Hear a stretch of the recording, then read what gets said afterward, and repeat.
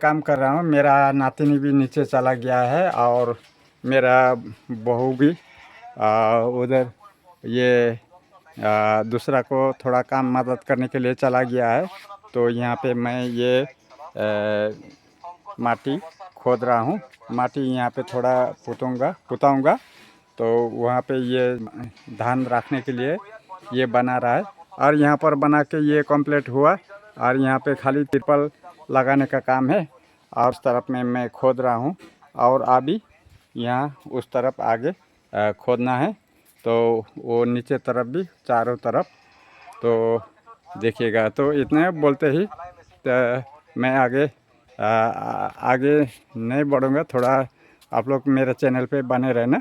तो उस तक के लिए आज्ञा दीजिए। मेरा चैनल को देखे लाइक सब्सक्राइब शेयर कमेंट्स कीजिएगा ज़रूर। तो जय हिंद।